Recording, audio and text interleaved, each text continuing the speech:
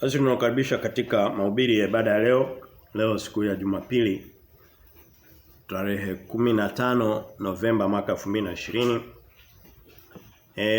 Kichwa cha somo la leo ni hapa. Mambo ya kuangalia katika mke au mchumba mke mwema mtarajiwa. Ama ni mke kamili ameshaolewa ama ni mchumba mtarajiwa. Sehemu kubwa ni mtarajiwa kwa sababu akishakuwa mke manake huwezi ukaviangalia, ukiviona tu utavitamani lakini huna uwezo wa kufanya chochote. Na huu ni mwendelezo au ni upande wa pili wa shilingi wa somo tulilosoma Jumapili iliyopita. Tulipoona mambo ya kuangalia katika mme mwema au mme mtarajiwa mwema. Na tukaona vile vile kama tutakavyoona leo kwamba sana ni kabla hajapatikana ndio wanaangaliwa. Lakini akishapatikana bado kuna mambo yanaweza kufanyika ili kusudi kuwepo na wema ule unaotakiwa. Kwa hiyo ni kama upande wa pili wa shilingi wa tukio kama hilo. Wa fundisho kama hilo. Kwa sababu upande mmoja akiwa mume maana yake upande wa pili ni mke. Kanuni nyingi za kibiblia za mambo ya mme na mke hazifanyi kazi katika watu wasioiamini Biblia. Hazifanyi kazi katika watu wasioisikia Biblia. Kwa mara nyingi vile vitu ambavyo Mungu anavisema kwa habari ya mme na mke mwema vinakuwa havina msaada kwa wanadamu wengi mpaka Wakristo kimsingi kwa sababu hawaiamini Biblia au Mungu akisema hiki wanasema hapana hiki hakiwezekani. Kwa mfano, tutoe mfano. Mungu anasema mwanamke asivae mavazi ya mpasaye mwanaume na mwanaume asivae mavazi ya mpasaye mwanamke. Maana yake mwanamke asivae suruali, mwanaume asivae sketi. Lakini dunia Wakristo wanaona kwamba hilo sio kweli. Hawalikubali. Kwa hiyo kama vile ambavyo Mungu akisema mwanadamu anakidharau vile vile hata kwenye habari za ndoa, vitu vingi vinavyosemwa na neno la Mungu havifanyi kazi kwa Wakristo kwa sababu watu hawaliamini neno kimsingi.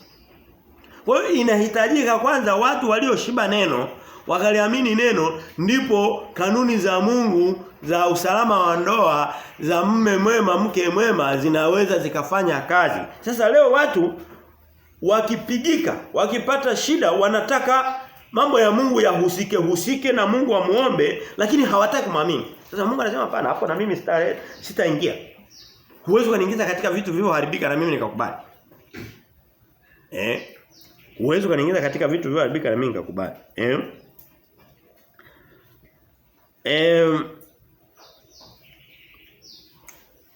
Kwa mfano tuliona kanuni moja na hii ni kanuni muhimu sana. Mtu anakuambia natafuta mchumba, mke mwema. Natafuta mchumba. Na hii kanuni tuliona kwa upande wa mume mwema. Mtu anapotafuta mume mwema anakuambia natafuta binti aliyetulia, aliye hivi, mzuri, yani vitu vingi vigezo vinakuwa lukuki, alfu kwa elfu. Mwema ametimiza vigezo, lakini yeye mwenyewe hana kigezo hata kimoja. Tuliona hata Jumapili. Mtu anamwambia bwana anatafuta kijana anamtaja mpaka na mrefu, mweupe, mrefu, mweusi, nini, mwenye anataja vigezo vizuri. Ukimwangalia yeye mwenyewe hana kimoja wapo katika hivyo. Na mfano tulioutoa ni kwamba kwa hiyo kanuni ya kwanza kabisa ya kumpata mwenza mwema ni wewe mwenyewe uwe mwema. Amina. Wewe kwanza uwe mwema. Tukatoa mfano ni kwamba ni sana mtu anasema mimi nataka kwenda kupanga nyumba. Nataka nyumba ambayo si gari inafika, barabara ipo ya rami mpaka karibu na mpaka inafika nyumbani, yenye maji, yenye umeme, vyumba vingapi? Alafu ukiulizwa bei anakuambia ni 30,000. Hiyo nyumba utaipata? Natafuta kiwanja kizuri, roadest, kilicho vizuri na hivi, kimezingira mazuri, hakusio Uswahili na nini, akiulizwa na milioni 1. Ukipata. Sasa watu wengi vijana wa kike na wa kiume, hii kanuni bado hatujaenda kwa mume mwema, bado ni ile ile. Ni mwendelezo wa ile ya somo la Jumapili iliyopita. Na nilisema pia kwamba masomo ya mume na mke ni masomo magumu. Kwanza kwa sababu ni eneo ambalo shetani analipenda kulipiga. Amina. Ni eneo asiyocheza nalo. Na tuliona kwamba Biblia inasema mke mwema, akimaanisha na mume mwema kutoka kwa Bwana. Vitu vingine vyote unaweza kupewa na dunia. Sasa hilo eneo kwa sababu ni la Mungu, shetani anapenda sana kushambulia kazi ya Mungu. Sana. Kwa hiyo sehemu ambayo ina nguvu za Mungu na uhusika wa Mungu. Na tuliona kwamba habari za ndoa ndio institution, Kiswahili chake tulitumia neno taasisi ya kwanza ambayo Mungu aliiumba baada ya kuumba wanadamu. Kabla hajaumba serikali za dunia, hajaweka mamlaka za dunia, hajaweka shule, vyuo, hajaweka chochote kile, hajaweka hata kanisa. Aliweka habari za mume na mke, akawabariki, akasema zaeni mkaongeze. Kwa hiyo ni kitu alichokiweka cha msingi kabisa mwanzoni. Hebu niulize, kabla kati ya msingi na ukuta kipi ni msingi imara katika nyumba? Kinatakiwa kiwe imara zaidi. Ukuta au nyumba? Msingi, si ndio? Sasa mtu anaanza na ukuta, unaanza na msingi. Sasa Mungu alianza na msingi. Sasa hilo eneo linakuwa gumu kwa sababu shetani kalishambulia sana. Kwa sababu ni kazi ya Mungu. Shetani hawezi akashambulia elimu. Hana shida nayo kwa sababu sio kazi ya Mungu hii. Huwezi kusema kwamba Mungu akaweka shule, akaweka chuo, akaweka diploma, akaweka nini. Hilo shetani hana shida nalo. Hana, lakini kazi aliyofanya Mungu shetani lazima aingize mkono wake. Kwa sababu wanadamu kwa asili wanapenda sana kumsikiliza shetani, basi hilo eneo usikivu wao unakuwa mkubwa sana kusikiliza shetani anachosema. Kwa hiyo iwapo hujajiandaa kuwa mume mwema, kuwa mke mwema au hutaki kuishi, tayari mko kwenye watu wako kwenye ndoa ni mume na mke, lakini hataki kuishi kama mke mwema au mume mwema, asitegemee huyu wa pili atakuwa hivyo naye. Asitegemee. Kwa hiyo kanuni ya kwanza kabisa kabla hujafikia kumpata au kuishi naye lazima kitu cha kwanza wewe mwenyewe ujikamilishe. Unatimiza majukumu ya baba, unatimiza majukumu ya mama. Na tutaona sehemu kubwa kabisa ya msingi wowote wa ndoa wa mmoja wapo, bado ninaongelea wote wawili, upande wa kulia na kushoto. Mume na mke. Wote vipi? Kigezo kikubwa cha yeye au huyu mume au mke kikubwa kabisa. Kwanza kabisa, sio kitu kingine, ni kutimiza majukumu yake. Majukumu yake ndipo uharibifu unapoanzia. Hauanzii kwa sababu huyu mume alikuwa sio mzuri. Kwa sababu huyu hakuwa labda hajui kuongea vizuri. Inaanzia kwa sababu hatimizi majukumu yake kama baba. Inaanzia. Kwa mfano tuanze kwa wanaume pale ambapo tulikuwa wiki iliyopita. Unakuta kiongozi wa nyumba anayetakiwa kuongoza nyumba yake kwenda kwa Mungu ni mwanaume. Mwanaume hajawahi kwenda kanisani. Ndoa anataka itoke kwa Mungu. Akitaka kuifunga anataka kuifungia kanisani. Lakini kanisa kwake ni kama kituo cha polisi. Manake huo uongozi wa kazi ya Mungu katika ile nyumba haupo. Shetani anachukua usukani, atawapeleka mpaka shimoni. Jukumu la kwanza la baba kabisa ni vile tuliona kwa Ibrahim, ni kuongoza watu wake, nyumba yake kwa Mungu kwanza kabisa. Amen. Amen. Sasa asipotimiza, unaweza kuona ni kitu kidogo, lakini asipofanya hivyo kwa sababu ndoa imejengwa na familia imejengwa katika nguvu ya Mungu, asipotimiza utegemee kwamba hata kama ataleta vyakula vikawa 1000 ngapi pale, ile familia itaparanganyika. Italetewa wajukuu wa kuokoteza mtaani. Itapigwa, itakuwa na magonjwa, itakuwa haina ulinzi, itakuwa ni shida tu. Kwa sababu huyo aliyeunganishwa jukumu lake hakulitimiza. Sasa twende katika somo kama somo la leo. Nilikuwa tu najenga msingi.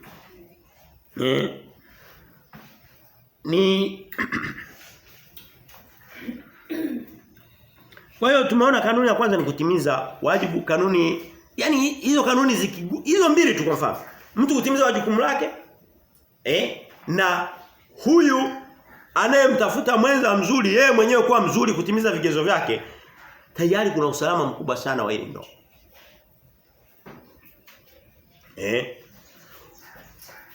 Kuna usalama mzuri mkubwa sana wa ile ndoa. Na kuna vitu ambavyo ni vya msingi kabisa. Msingi wa kwanza au si watatu katika ile. Kwa upande wa mwanamke. Tuende katika kitabu cha Mwanzo mlango wa 2. Tusome mstari wa 18. Biblia inasema, tuko tunatafuta mke mwema, mchumba mwema mtarajiwa. 2:18 Biblia inasema hivi.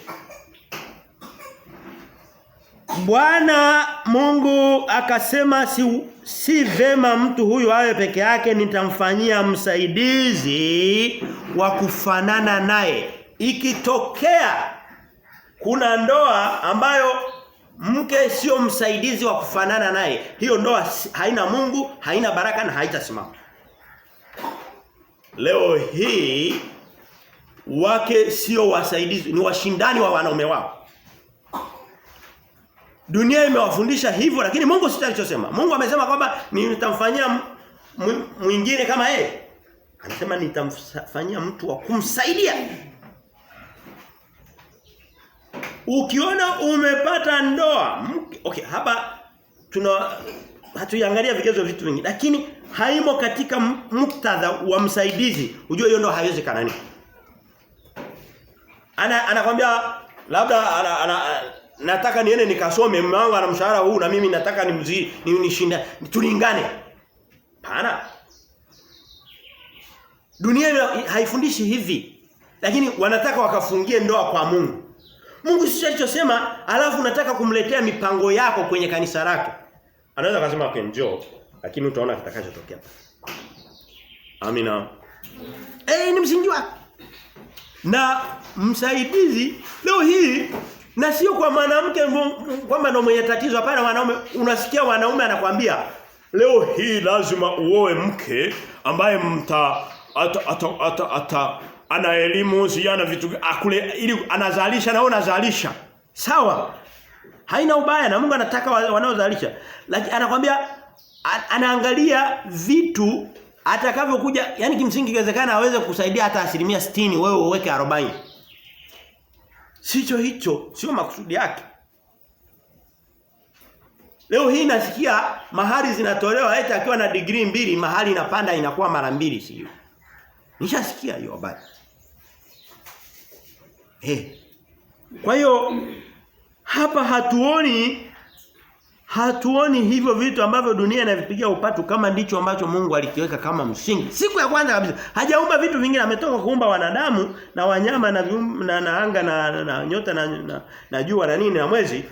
Anakuja anaanza kutengeneza kitu kinaitwa taasisi, kitu cha kiutendaji kabla hajaweka kanisa, kabla hajaweka taifa, kabla hajaweka sheria zake zote zile tulizoziona au ambazo tunaendelea kuziona. Kwa hiyo ukiona kuna familia ambapo mke hasimami katika nafasi ya kumsaidia mume wake, huyo unasikia huyu yuko Lindi ana shughuli zake anafanya, mwingine yuko Msoma anafanya kitu kingine, mwingine si yuko Tanga, mwingine yuko Katavi. Yaani hapa hakuna masaidizano hapa. Kwa lugha nyingine hapa hakuna ndoa. Hamna ndoa. Msaidizi kwa kawaida ni mtu ambaye yuko kidogo chini ya yule mwenzake. Ndio msaidizi. Hata tungekuwa kwa mfano tungekuwa tuna serikali ambapo kuna mtu ambaye ni wasaidizi wa rais wa nchi. Wasipokuwa wasaidizi wake, rais akawa ndio yuko juu pale anafanya, alafu hao anafanya kukamilisha ambavyo amevianzisha, ile nchi haitakuwepo. Hakutakuwa na taifa. Labda ni mwalimu mkuu wa shule. Kukawa kuna walimu kila mtu anafanya vya kwake, sio wasaidizi wa walimu mkuu, hiyo shule haitakuwepo. Au kuna kanisa, kuna kiongozi wa kanisa labda mchungaji, alafu kuna watu wengine wanafanya sio. Sasa kama hivyo vitu vyote havyo vikawepo, vile vile na ndoa haiwezi kawepo, especially hii ambayo Mungu anasema huyu ni msaidizi. Kwa hiyo lazima tulijue msingi wake wa kwanza. Hata kama utataja vitu vingi vizuri kiasi gani, ukishakosa huo msingi wa siku ya kwanza ya uumbaji, ujue umevunja misingi yote. Hem, tuje hoja ya kwanza kubwa. Anasema hivi. Mke mwema Kitu cha kwanza hapatikani kirahisi. Kabisa. Biblia ndio inasema. Twende katika kitabu cha Mithali, twende sehemu nyingi haraka. Mithali mlango ule wa 31 ndo mlango wa 31 wa Mithali ndo sura nzima na sehemu kubwa ya sura ile ni habari za mke mwema. Lakini tusome mstari mmoja tu, mstari wa 10. Biblia inasema hivi. Mstari wa 10 anasema hivi. Mke mwema ni nani awezaye kumuona? Maana kima chake chapita kima cha marijani. Ni nani awezaye kumuona? Yaani haonekani. Unaweza kuzunguka usimpate. Kwa hiyo wewe ni kijana, wewe ni mama au una kijana wako, wewe ni yoyote yule, wewe ni dada una kaka zako, sio kwamba kila mtu wa jinsia ya kike ni mke mwema. Biblia inasema hapa ni nani awezaye kumuona? Huyu mtu anapatikana kirahisi. Anapatikana kwa nadra. Ni kaka kuona. Mke mwema ni kaka kuona. Ni nani awezaye kumuona? Na tutaona sehemu nyingine. Twende katika kitabu cha Mhubiri. Kitabu cha Mhubiri kinasema mstari ule wa 7, mlango wa 7. Tulikuwa kwenye Mithali. Twende Mhubiri mlango wa 7, mstari ule wa 27 nasema hivi. Mhubiri 7:27 nasema hivi. Tazama asema mhubiri, mimi nimeyaona huko ya kulinganisha hili na hili ili kuitafuta jumla ambayo bado nafsi yangu ni kali nikiitafuta nisione. Mwanamume mmoja katika 1000 nimemwona, bali mwanamke mmoja miongoni mwa wote mimi sikumuona. Hapa alikuwa sio kusema kwamba haonekani. Idadi ya wanaume na wanawake duniani inalingana. Ni nusu kwa nusu dunia nzima. Na hata ile kusema sijui Waislamu wanasema mwanaume mmoja si ataoa na wanawake mpaka 4 na nini kwa sababu wanawake ni wengi si. Hakuna, hicho ni uongo. Wanaume na wanawake idadi yao Mungu aliumba sawa. Inalingana. Dunia nzima. Tofauti ni ndogo, yamkini ni ya kawaida tu. Ni kwa ufupi ni sawa. Lakini Mhubiri anasema alichunguza hakumuona, sio kusema kwamba wapo bilioni. Lakini anatafuta hakuona. Na wanaume nao hakuwaona, aliona mmoja katika 1000. Kwa hiyo katika nchi ya Tanzania milioni 60 ukitafuta wastani wa 1000 ukapata mmoja, unaweza kupata wanaume labda hawafiki hata 1000 au 60 tu. Si utapiga mahesabu. Lakini yeye alichunguza kwa upande wa wanawake akakosa. Kwa lugha nyingine lazima utafute sana, inawezekana yeye alitafuta katika eneo dogo. Lazima uzunguke sana umpate aliye sahihi. Usifikiri kwamba maneno ya Mungu anaweka kwenye Biblia kwa kubahatisha. Hapana. Anasema Mungu anakuwa ameyatoa katika fahamu na hekima yake akimaanisha. Maana mwanadamu anaona ni kitu cha kawaida lakini kwa Mungu ni maneno mazito. Hebu tuende katika kitabu cha Isaya. Tuende kulia zaidi. Kwa hiyo kwanza mke mwema naomba ijulikane. Leo somo hili ni mwendelezo wa somo la Jumapili kwa mume mwema.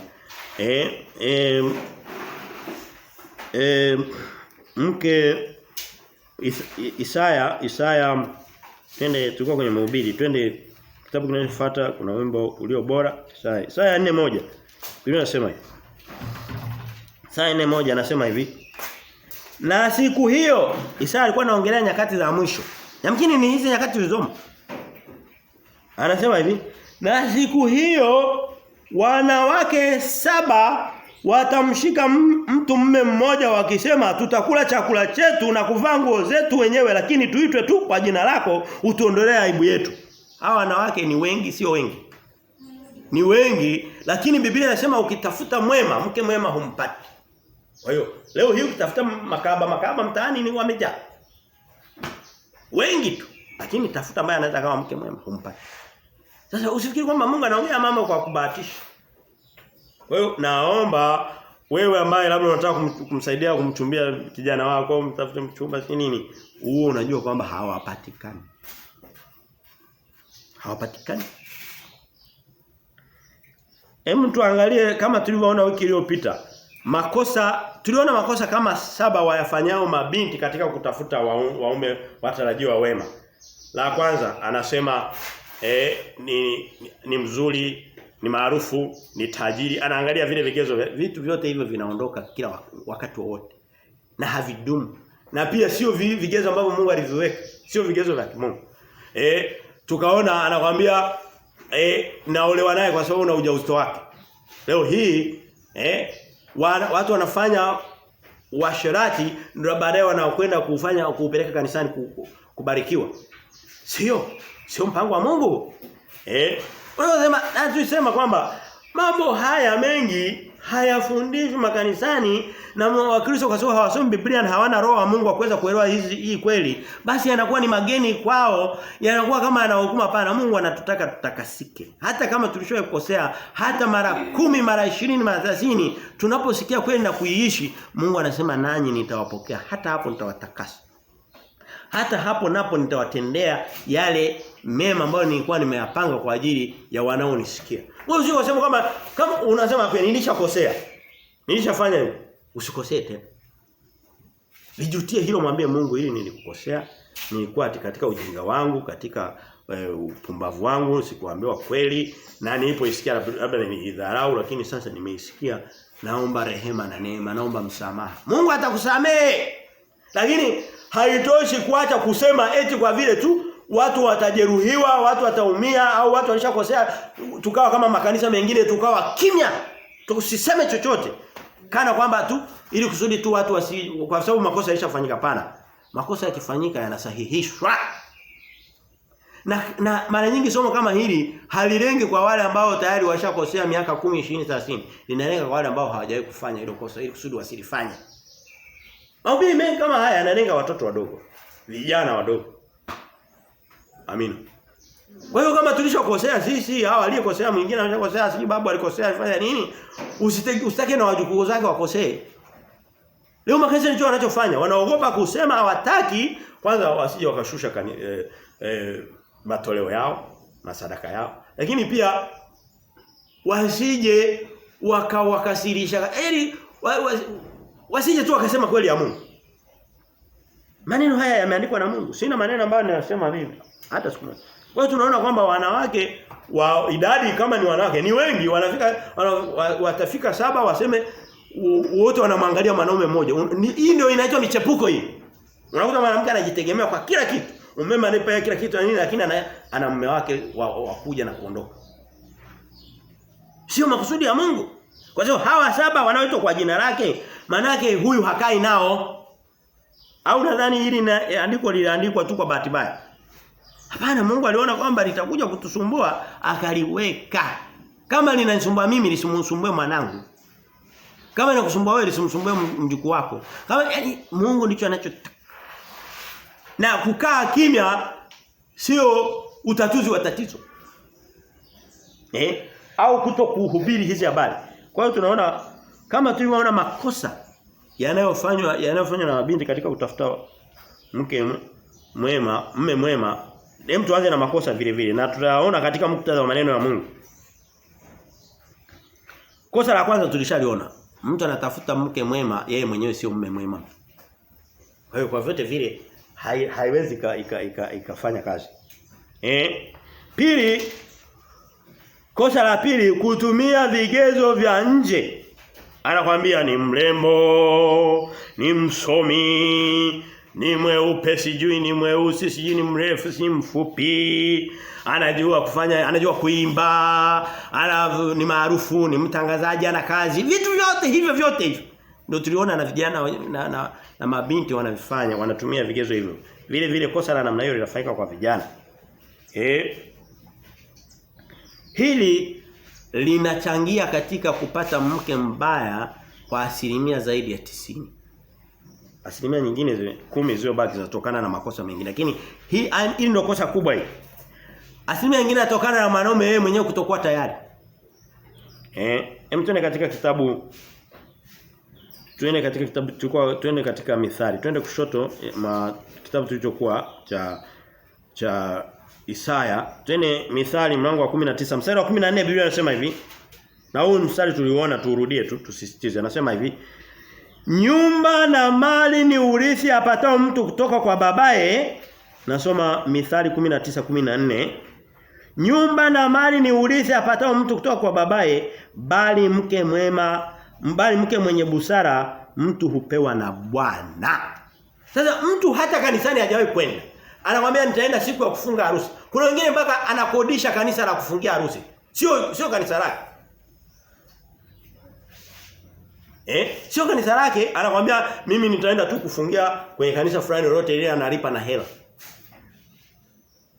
Mungu anasema mke mwema unapewa na Bwana. Hivi wewe Mungu hutaki kukusanyika kwenye kanisa lake, kwenye neno lake usikie. Halafu unataka Mungu akupatie huyo mke mwema, kweli utakuwa kama unamdharisha Mungu. Na mdharisha hata huyo mke mtarajiwa mwema. Wewe Mungu hawezi katoa mke mwema, kwa sababu mke mwema anatoka kwa Bwana, lazima uwe unaisikia sauti ya Bwana na Bwana anaisikia sauti yako na atakupatia. Mithali 31 tushasema Mithali 31 huwa ndio kitabu cha habari za mke mwema. Ni sura karibu sehemu kubwa yote ya sura ya 31 ni mke mwema. Tusome 31:30 Biblia inasema hivi.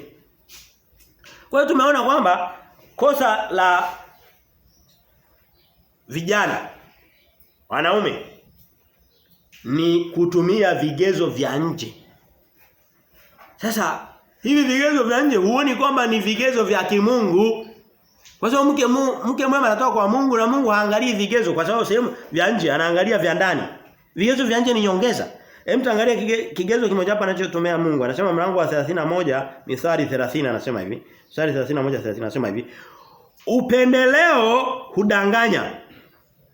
Upendeleo ni nini? Upendeleo ni ile hali ya mvuto ule, kuvutiwa na fulani, nampendelea fulani, nampenda fulani. Upendo ule.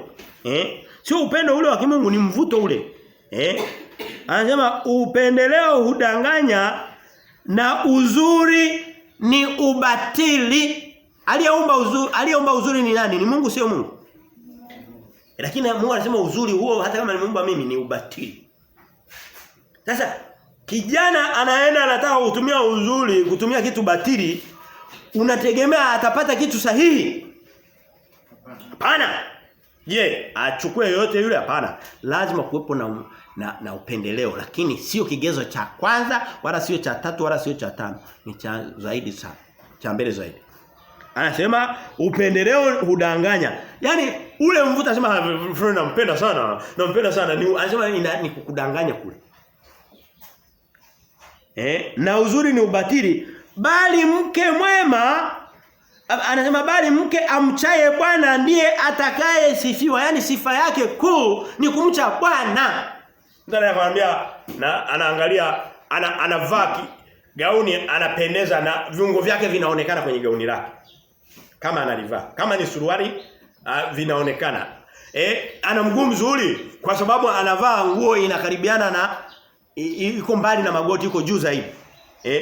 Ndivyo vigezo wanavyotumia wanadamu. Lakini Mungu anasema hivi, kigezo anachokitumia bali mke amchaye Bwana. Amchaye Bwana ndio mwenye sifa ya Mungu. Anasema na wewe uzuri niliumba mimi, na uzuri mwingine ni fake. Anaweza kawa na kucha fake, nywele fake, rangi fake, umbo fake la kujitengeneza, kifua fake, kila kitu ni fake. Lakini wanadamu hata hivyo hivyo fake havitambui. Amina. Ipo.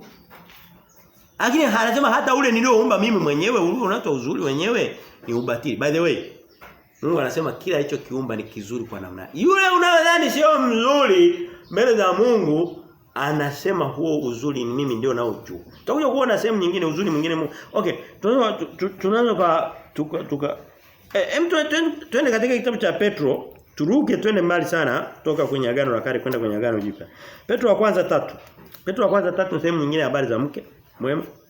Petro wa kwanza 3 sawa na ilivyo Timotheo wa kwanza 2. Petro wa kwanza 3 mpaka 6 anasema hivi. Petro wa kwanza 3 mpaka 6 anasema hivi. Anasema kujipamba kwenu. Leo watu wanaangalia mapambo. Hata siku ya harusi unakuta mtu anaenda anapambwa kwa $500. Haina ubaya, kupendeza ni sawa kabisa. Lakini ni aina fulani ya upuuzi. Hivi 500 zinamwagika kwa ajili tu ya nywele na ngozi. Siku hizi nadhani bei itakuwa imefika mpaka milioni. Sio sahihi. Kabisa. Anasema kulingana na Yesu anasema kujipamba kwenu kusio kujipamba kwa nje, yaani kuzuka nywele. Yaani vigezo visiwe ni usukaji wa nywele. Je, kuna ubaya kusuka nywele? Yamkini sio, haina ubaya, lakini kisiwe kigezo. Leo yeye anakuambia nywele zake. Na anasema kusuka nywele isiwe kusuka, kujitia dhahabu. Unakuta ana vito, ana mikufu, ana bangili, sio vitu gani, ana hizi hapa zinaitwaje? Hereni. Nyingine mpaka zina misalaba, nyingine mpaka zina nini? Hivyo haviwezi kuwa vigezo hata siku moja. Kimsingi vinakuwa ni vigezo negative, ni kinyume.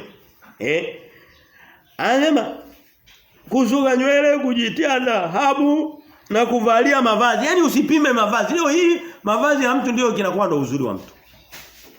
Ndio sio? Kwani Mungu nicho anakiunga mkono hapa? Mimi nihubirije? Nihubiri anachosema Mungu au anachokitaka wanadamu? Anachosema Mungu ndio utakachosema. Anasema Mungu. Anasema na kuvalia mavazi, vigezo sio kuvalia bali kuwe utu. Anasema sasa uzuri ule. Anasema bali kuwe utu. Anasema bali kuwe utu wa moyoni usioonekana katika mapambo yasiyoharibika. Anasema mapambo ya Mungu ya msingi ni yale ya moyoni. Mapambo ya moyoni ni nini? Mwingine atasema hapa. Anasema yasiyoharibika, yaani anaeleza sasa. Sikiliza mapambo ya Mungu. Ni yapi? Yaani roho ya upole na utulivu. Na kuomba wewe kijana, wewe mama, wewe dada, wewe rafiki wa nani ambaye usipoona tabia ya utulivu wa binti mwenye maneno mengi na kwenye kusema maneno mengi, ni kigezo kibaya sana cha kutokuwa mke.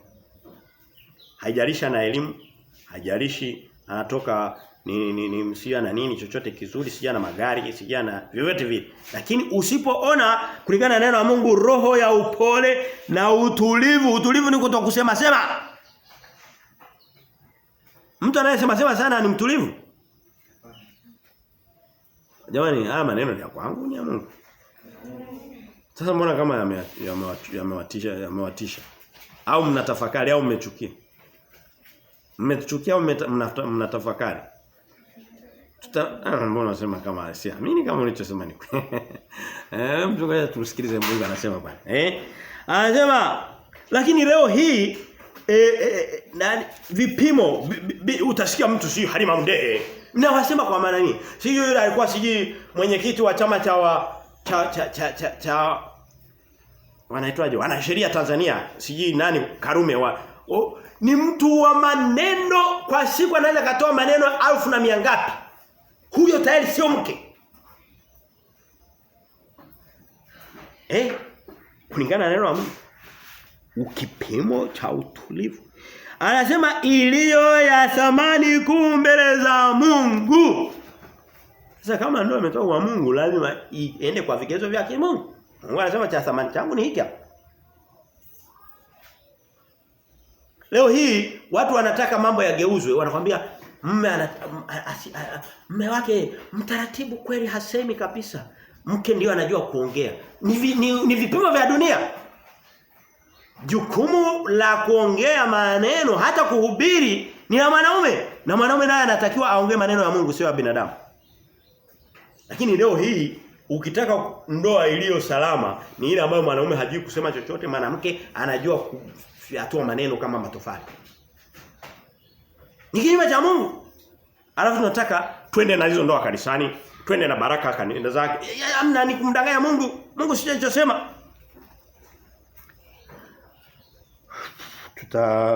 Tusikawie sana humu. Twende katika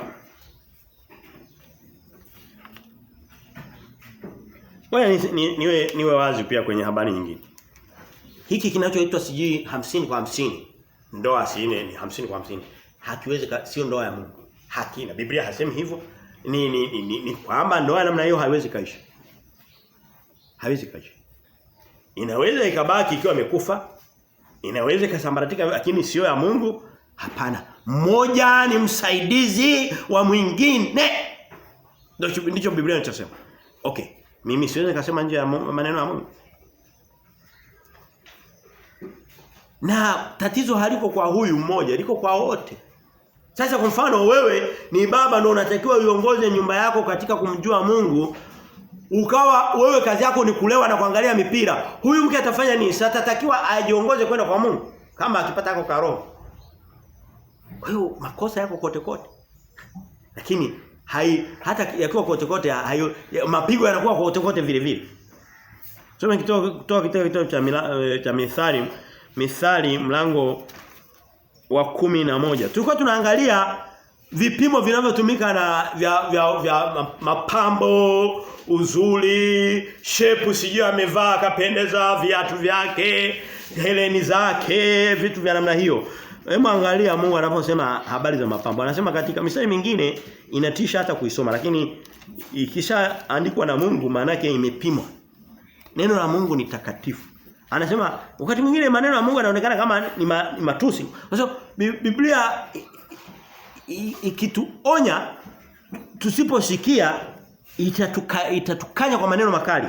Biblia inasema katika Mithali mlango wa 11 mstari ule wa 22 Biblia inasema hivi. Anasema kama pete ya dhahabu katika pua ya nguruwe, kadhalika mwanamke mzuri asiye na akili. Mstari ni unaipendeza dunia. Kabla mtoto hajasema wakubwa nataka mseme. Mstari dunia itaukubali? Hapana. Lakini umetoka Mungu ndiye anasema. Anasema huyu asiye na utaratibu na kila asiyesimama katika zamu yake hata akiwa amejipamba kiasi gani anasema ni sawa na uchukue nguruwe umwekee pete ya dhahabu. Ukidhani kwamba unampendezesha. Ai maneno ya Mungu. Maneno ya Mungu lazima tuyajue.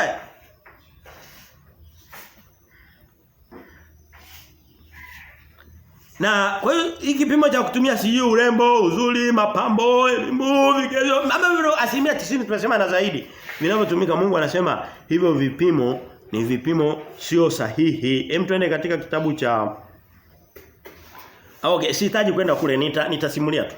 Biblia inasema katika watu waliokuwa wazuri wa sura, mtu mmoja wa kwanza anayeonekana kwenye kumbukumbu za Biblia, mtu mmoja anaitwa Absalom. Mwanae Daudi. Anasema alikuwa mzuri Israeli nzima. Mwingine alikuwa ni Sauli, mfalme wa kwanza wa Israeli. Hao watu wote Biblia inasema kwamba ule uzuri wao ulikuwa ni hasara kwao. Absalom aliuawa na nani? Na majeshi ya baba yake, japo baba yake alikasirika, alichukizwa. Lakini alienda akamfukuza baba yake, akatoa masulia wa baba yake, akayachukua akawa wake zake. Absalom na uzuri wake. Mungu anasema asiangalie uwe uzuri kama kigezo. Uzuri iwe ni nyongeza ya nyuma kabisa. Lakini leo utasikia leo hii kuna wanawake kila siku mabinti minimum ana picha 5-6 za kuonyesha uzuri wake kwenye Facebook. By the way, niseme kabla sijasahau. Wewe kijana, wewe mama, wewe dada, wewe nani yote ambaye una ndugu anaweza ukiona binti hakauki Facebook, epuka kabisa. Manake yuko anauza umalaya wake. Anapiga picha kila mara aliyefanya hivi, mara alichofanya hivi, mara yegeuka huku, anakwambia anaweka na mistari ya Biblia ambayo kwanza haijui. Hapana. Ni kitu kibaya. Kitu kibaya. Absalom alikuwa mzuri kusoma katika kitabu cha Samueli wa pili mlango wa 14:25 sitaenda huko. Mungu anasema anakasirika katika sura moja ya Ezekiel mlango wa 16. Mungu anasema mabinti wa Israeli walitumia uzuri wao kutimiza matendo ya uzinzi na uasherati. Ule unaoitwa uzuri ule usipoendana na hekima ya Mungu unaweza ukawa kipimo cha uchafu mbele za Mungu. Haya maneno yameandikwa na Mungu. Kwa hiyo sina haja ya kuomba samahani. Kwa sababu aliyeandika sio mimi. Anasema katika kitabu cha Isaya mlango wa 53, niende Isaya 53:3 Biblia inasema hivi. Isaya 53:3 Biblia inasema hivi. Isaya 53:3 anasema alidharauliwa na kukataliwa na watu, mtu wa huzuni nyingi, ajuaye sikitiko, na kama mtu ambaye watu humficha nyuso zao. Anasema mstari okay. Tuanze mstari wa pili, anasema hivi, maana alikuwa mbele zake kama mche mororo na kama mzizi katika nchi kavu, yeye hana umbo wala uzuri, na tumuonapo hana uzuri hata tumtamani. Isaya 53 inaongelea habari za Kristo. Absalomu alikuwa mzuri muovu. Kristo, Mungu anasema alipokuja, alipomleta duniani, kama uzuri ingekuwa ni kipimo cha uungu na wema, Kristo angepewa ule uzuri. Lakini Biblia inasema hivi, alikuwa mbele zake kama mche mororo na kama mzizi katika nchi kavu, kwamba alikuwa anazaa matunda, lazima tutoe matunda. Yeye hana umbo wala uzuri, na tumuonapo hana uzuri hata tumtamani. Lakini Kristo alikuwa mwema kuliko wote, lakini hakuwa na uzuri. Ndicho Biblia inachosema. Hatamanishi. Wewe kama ni binti unataka nigeuze upande wa pili kidogo, ilikuwa somo la wiki iliyopita. Basi olewa na mwanaume ambaye ana tabia za Kristo, hana uzuri lakini ana utakatifu. Vile vile na wewe kijana, kama akiwa navyo vyote ni vema zaidi. Lakini kama anacho kimoja, angalia ule uzuri wa ndani ambao hata Kristo hakuwa na uzuri wa nje kulingana na neno la Mungu. Alikuwa ni makosa yanayofanyika. Muda umeenda. Somo kama hili ni vigumu sana kulihubiri ndani ya muda wa siku moja kama huu. Lakini ngoja twende tu, tutakapoishia tutaishia hapa. Na kwa sababu ni somo ambalo halipendwi na dunia, siwezi nikafundisha wiki mbili mfululizo, nitakuwa nakosea. Wanadamu halipendi. Lakini wewe unatakiwa ulipende, na mimi nilipende, hata kama wakati mwingine linatuwajibisha au linatufikirisha. Anasema katika hoja ya tatu, hoja ya kwanza tulikuwa katika ule utangulizi na hoja ya pili tukaona makosa, hoja ya tatu haya tuliyosoma yanatosha. Sasa tusiende kwenye hoja nyingine. Bado tukawa tumeelewa kwa kuanzia tu. Somo kama hili tutalirudia pia, ni sehemu nyingi tutakutana nayo. Hoja ya tatu, vigezo vya mke mwema kidunia. Dunia inapotaja mke mwema, tulivyogusa lakini tuende kwa maandiko. Dunia inapotaja mke mwema, inataja mke mwema wa namna gani? Asema kuna binti kwa hivi si na nini na hivi na. Dunia inatumia vigezo gani? Hem, tuende katika kitabu cha Esther. Tuangalie dunia ya watu wa nchi ya walipokuwa kina Esther na Mordekai, ambao ni Babeli, walikuwa Babeli huko. Esther mlango ule wa Esther yuko kabla ya Ayubu. Esther mlango ule wa 3:11. Tuangalie vigezo vya dunia. Dunia inatumia vigezo gani kutaja mke mwema? Esther mlango ule wa 3, tusome mstari ule wa 11. Biblia inasema hivi. Esther 3:11 anasema hivi. Kisha mfalme akamwambia Hamani, hiyo fedha wamepewa na watu pia, fanya unavyo wewe. Nadhani nimeunukuu sio vizuri. Ngoja niangalie vizuri.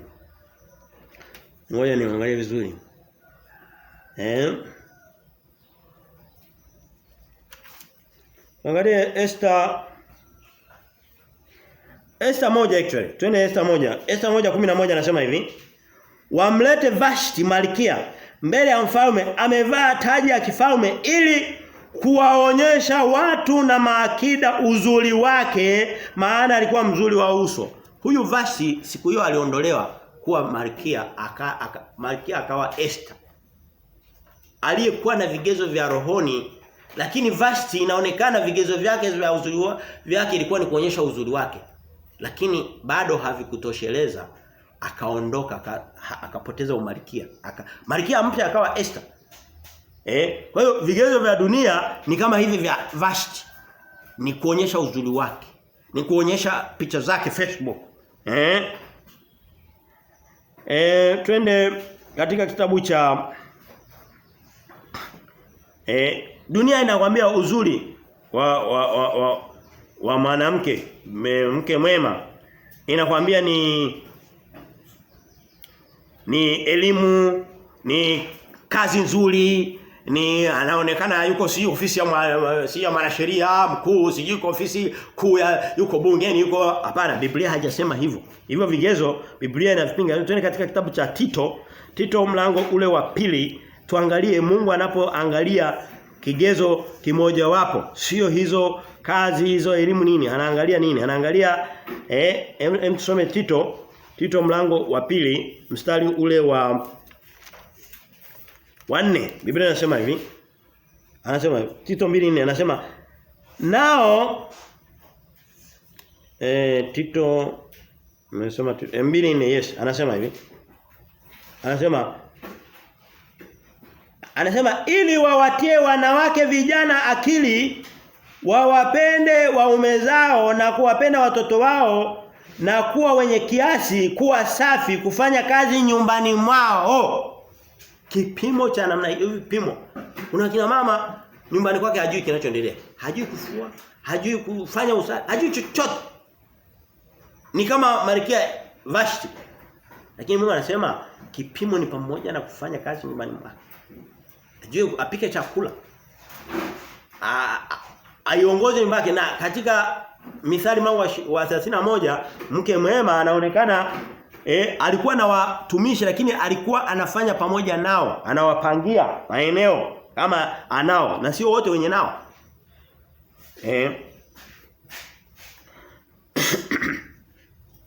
Tusome sehemu kadhaa. Hizi nitasoma haraka. Tuende kwenye Mithali vipimo vya dunia. Kipimo kingine cha dunia ni mwanamke anaitwa mwanamke aliyekombolewa, anayejua si msomi, anayejua mpiga kelele, sijui mwenye yani ambaye ni mtu asiye na utulivu katika maisha yake. Lakini Biblia inakataa huyu asiyekuwa na utulivu ambaye dunia ndio inamwandaa. Biblia inapinga na Mungu anapinga. Tusome katika Mithali mlango wa sehemu kadhaa. Mithali 9 tuanzie Mithali 9:13. Mithali 9:13 anasema. Mithali 9:13 anasema hivi. Mithali 9:13 anasema mwanamke mpumbavu hupiga kelele, ni mjinga, hajui kitu. Mwanamke mwenye kupiga kelele. Kuna wanawake akimwaga maneno. Walikuwa wanasema zamani si wazaramu. Samahani kama nilisikia hivyo.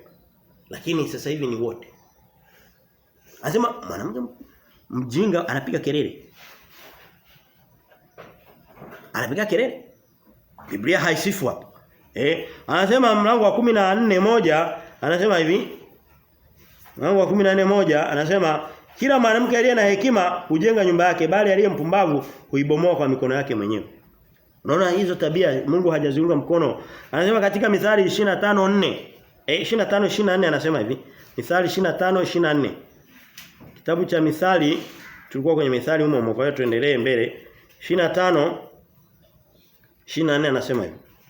25:24 anasema hivi. Ni afadhali kukaa katika pembe ya dari kuliko katika nyumba pana pamoja na mwanamke mgomvi. Mungu anataka ule utulivu. Na anaangalia hata upande wa pili. Lakini hasa unaliona katika zaidi katika tabia mwanamke. Leo hii unakuta nyumba iko katika mashtaka. Mara huyu yuko polisi. Wametoka ameenda sijui serikali mtaa. Wametoka serikali mtaa kwa mahakamani. Ni ugomvi na ugomvi. Hapana. Ni vitu ambavyo sio vya kimungu. Mungu anavikataa, anaviandika katika neno lake, kazi yangu ni kuvisoma. Anasema katika Mithali 19. Mithali 19:13 anasema hivi. Mwanamke mpumbavu ni msiba kwa babaye. Mwana mpumbavu ni msiba kwa babaye.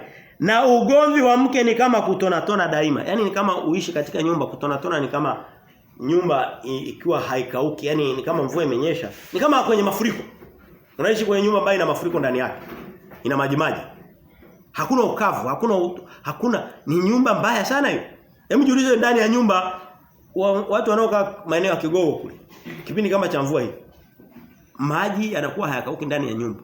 Mnakanyaga maji, mnakanyaga matope, maji yakifika kwenye magoti na nini, watu wanaishi humo. Anakuambia ni mfano wa mwanamke asiyetulia. Ni maneno ambayo yametoka kwenye Biblia, sio kusema kwamba ni maneno yangu. Anasema katika kitabu cha Mithali hiyo mlango wa 7. Mithali 7. Mithali 7 anasema katika mstari ule wa 10. Mithali 7:10 anasema hivi. Mithali 7:10 anasema hivi.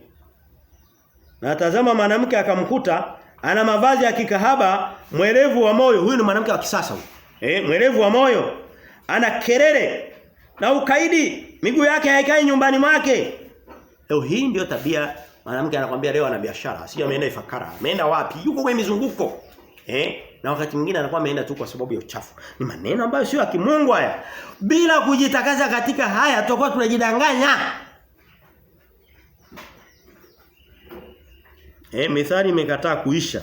Kila ninapogusa naona Mithali inaendelea kuongea maneno mengi. Hebu tusome katika Mithali Mithali 21. 21:9 anasema hivi. 21:9 anasema hivi.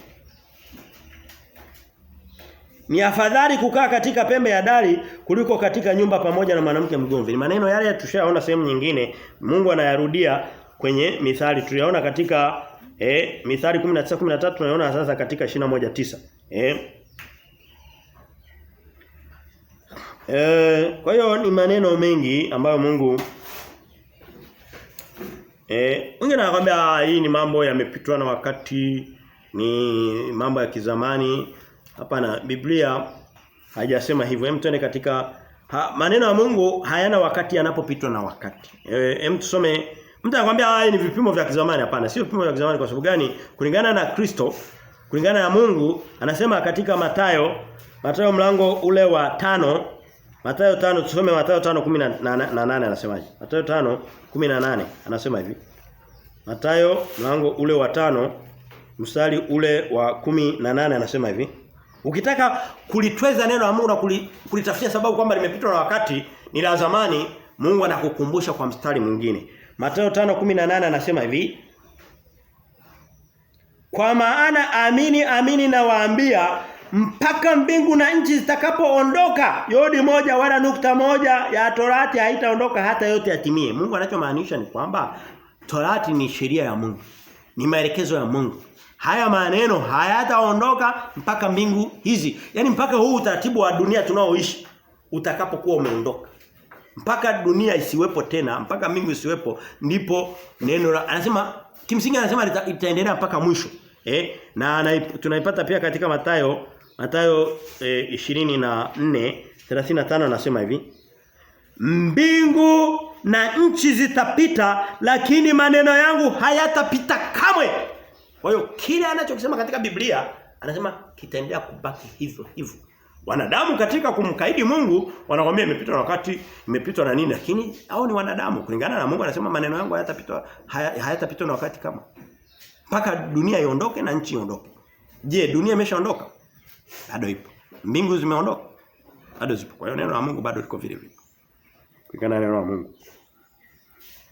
Tumalizie kwa kuangalia baadhi, sio vingi tu, vigezo vichache vya kimungu. Vingi tushavisema. Baadhi ya vigezo vya kimungu vinavyo vya mke mwema.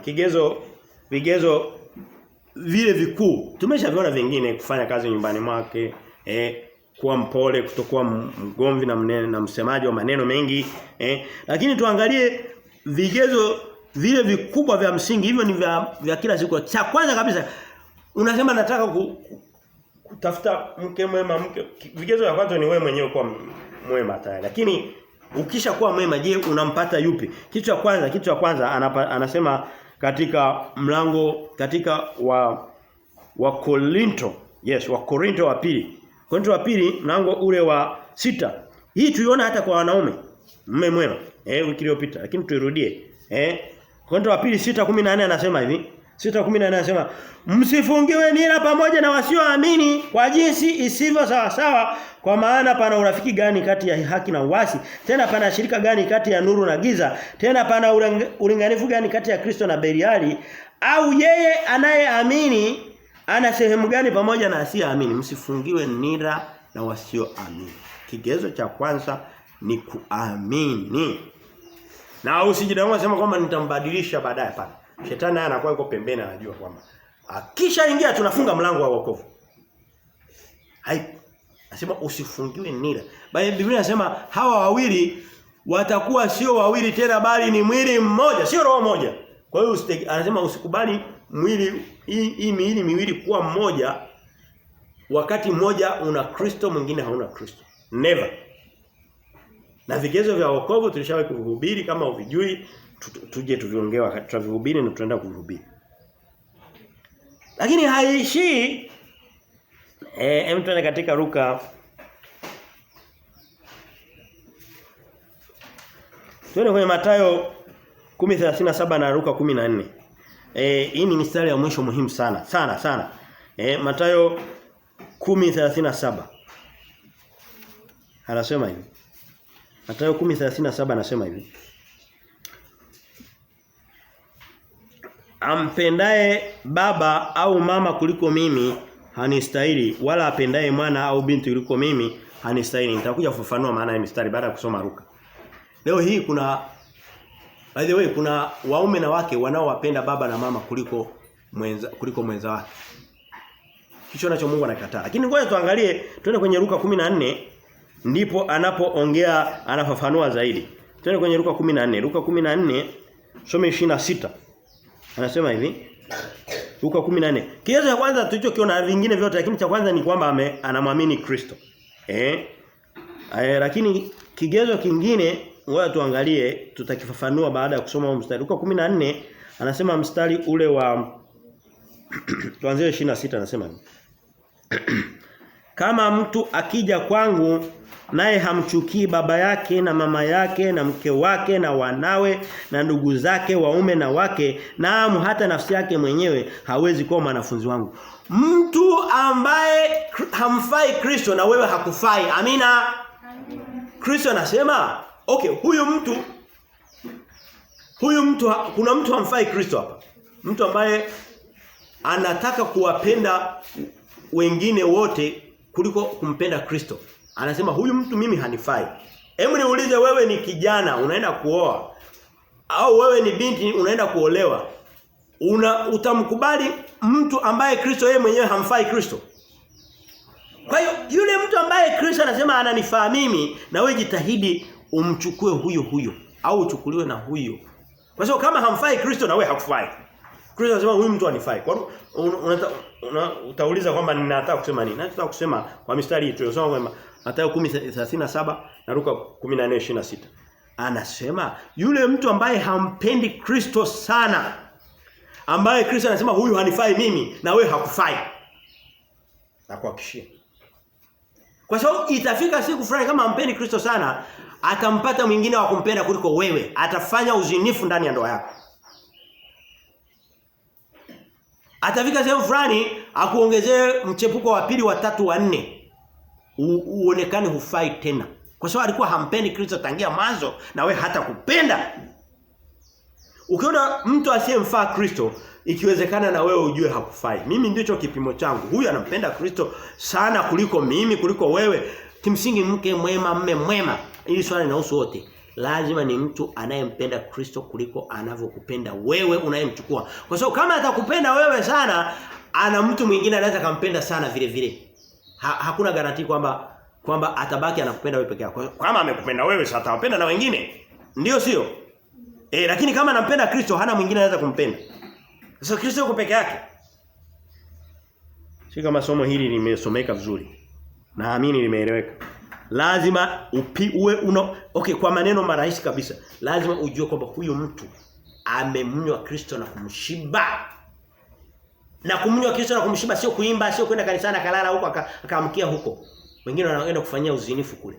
Hapana, ni yule aliyelisikia neno la Mungu na kulikubali na kuliishi.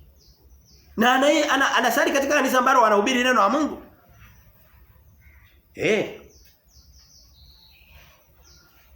Biblia inasema, tutafungia hapa. Kigezo kingine ni mwanamke mtii. Yaani yuko tayari kusikia. Yaani unajua kumtii mtu haina maana. Kwa mfano unaweza uko katika kazini. Kwa kuta kuna kiongozi wako anakuongoza. Kuna vitu vingi anavikosea, vingi tu. Lakini watu wanawatii viongozi wako. Hata kama anakosea. Bosi wako kabisa na wajuu yake na nini, hata kiongozi wa nchi anaweza kukosea, lakini jukumu lako ni kumtii hata katika makosa yake. Vile vile ndivyo natakiwa katika nyumba. Ndicho ndio maana. Kwa sababu kama kiongozi au yule aliyepewa lile jukumu la kuongoza kila anapokosea humtii, ndio maana mwanadamu kwa sababu ni mkosaji, utiifu utakuwa haupo. Na Biblia hasemi hivyo kwamba lazima utii uwepo kwa gharama yoyote. Ndio kulingana na neno linalosema. Anasema katika kitabu cha Waefeso mlango wa 5, mtu ambaye ana hakusikia somo lililopita, lilikuwa linapasua vile vile. Lilikuwa linapasua upande wa kiumeni. Na hili leo linapasua upande wa kikeni. Anasema katika kitabu cha Efeso mlango wa 5 mstari wa 24 Biblia inasema, na tuko kwenye mistari miwili ya kufungia. Efeso 5:24 Biblia inasema hivi. Efeso 5:24 anasema hivi. Anasema lakini kama vile kanisa limtii hivyo Kristo, vivyo hivyo wake nao wawatii waume zao katika kila jambo. Unasema katika kila jambo. Sasa mimi ukiniambia nitumie fikira za kibinadamu, nitasema hili neno limekosewa. Kabisa. Mimi niko pamoja na mtu yeyote yule. Kimsingi nitaona limekosewa. Yaani ninaweza nikasema Mungu ameandika vitu ambavyo kimsingi havifai. Lakini sio attitude safi ya Mkristo. Attitude safi ya Mkristo, Mungu akiandika ana hekima kuliko mimi na wewe, yuko sahihi. Anaifafanua katika Waefeso 3, sitaenda huko. Anasema amtii kama ifaavyo katika Kristo, yani katika kila jambo, lakini kama ifaavyo katika Kristo. Kwa mfano, mume anaweza kumwambia kwamba usiende kanisani, yeye haendi. Hiyo haifai katika Kristo. Huwezi kulitii hilo kwa sababu haliko katika kila ni sehemu ya kila jambo ndio, lakini sio kama ifaavyo katika Kristo. Kristo anasema cha kwanza ni watu kumtii yeye, kulisikia neno la Mungu. Sasa mtu anasema mume wangu hataki kwenda, pana. Anatafuta sababu zinazokuzuia akuzuie kwenda kanisani. Nyingi ni za wewe unaweza kuzibadilisha. Nyingine za kwake mwenyewe, hajui faida ya Mungu. Kwa hiyo tuna matatizo mengi, lakini matatizo mtu mwingine yasizushe sisi tufanye matatizo yetu. Kwa sababu mtu mwingine mwacha atahukumiwa katika uchafu wake, wewe tii upande ulioelekezwa. Tabia nyingine. Kwa hiyo leo hii anakuambia dunia inakwambia habari za mke kumtii mume, anakuambia vitu vimepitwa na wakati, lakini Biblia inasema hapana. Na mwisho kabisa, mke mwema vile vile ni mchapakazi. Leo hii kuna imani, nafikiri pia ni aina za makundi ya races kama Wahindi, Warabuni huko. Maana mke anakuambia ni pambo la kwenda kumpamba na kumkalisha kwenye kiti sehemu moja. Hapana, ni mtu wa kufanya kazi nyumbani mwake. Ni mtu wa kufanya kazi, na anasema hali mkate wa uvivu. Ni mchapa kazi. Biblia inasema katika kufunga, tabia nyingine muhimu ya kuangalia. Na tuliona kwamba kigezo cha kwanza kabisa kikubwa ni kutimiza wajibu. Mke mume asiyetimiza wajibu ndio asilimia nyingine 90 za kuharibika kwa mambo. Wajibu. Anasema katika kitabu cha, na tuko tumefunga, Mithali 31 kwenye somo la mke, kwenye sura ya mke mwema. Mstari wa 15 Biblia inasema, tena huamka kabla haujaisha usiku, huwapa watu wa nyumbani mwake chakula na wajakazi wake sehemu zao. Huyu ni mchapakazi. Ana muda wa kuamka ni kipimo. Of course kuna baadhi ya mazingira yanatofautiana na mazingira ya kazi, lakini msingi wa kuchapa kazi haujalishi huko mazingira ya shamba, huko mjini, mchapakazi ni mchapakazi. Biblia inasema katika mstari wa 27 anamalizia, anasema Nundo sura ya mstari wa mwisho. Anasema huangalia sana njia za watu wa nyumbani mwake, wala hali chakula cha uvivu. Ni mtu ambaye anajua kuisimamia nyumba yake vizuri. Hali chakula cha uvivu. Sura kama hii, somo kama hili huwa sio rahisi kwa sababu tumepotea pakubwa dunia na tunaendelea kupotea na makanisa yamepotea kuliko. Unajua ndoa za Kikristo zimeharibika kuliko za Kiislamu, ndio si? Yes.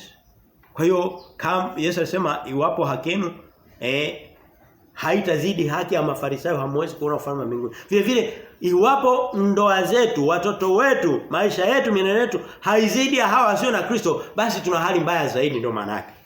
Kwa hiyo lazima masomo yanayogusa kweli ya Mungu yaonekane ni magumu. Lakini ninakuombea Mungu akutie nguvu, anitie nguvu na mimi tuyapokee kweli ya Mungu ili kusudi tupone na tutapona. Kristo haweza kaongea tukashindwa kupona hapana. Ndo anasemaga sijui nisikia sini. Nasema neno moja na roho yangu itapona. Neno la Kristo likija litatuponya na kuhakikishia. Hata kama ni gumu kiasi gani litatuponya na litatimiza makusudi yake ambayo makusudi ya Mungu muda wote ni mazuri kuliko wanadamu. Mungu Baba tunakushukuru kwa rehema na fadhili zako, asante kwa neno hili. Mungu naomba baraka zako na ulinzi wako kuambatana na watu wako tunapomaliza ibada ya leo na Jumapili ya leo Mungu. Na wiki yote iliyoko mbele yetu Mungu ya siku 7 mpaka tutakapokutana na hata siku 4 tutakapokutana katikati ya wiki, Mungu uweze kuwa na watu wako, uweze kuwa na kusanyiko hili, utulinde na mabaya na machafuko ya dunia hii. Na baraka zako na kazi kila atakapogusa Mungu, kazi njema inayokupendeza, baraka zako zikawe mara nyingi, zikawe maradufu. Na ulinzi wako kwa mkubwa, usiwepo wa kuulia, usiwepo wa kusikitika na kupata majonzi mengi. Kristo ukawe faraja wa kila mmoja wetu Mungu. Ukawalinda watoto wetu, ukalinde kila mmoja.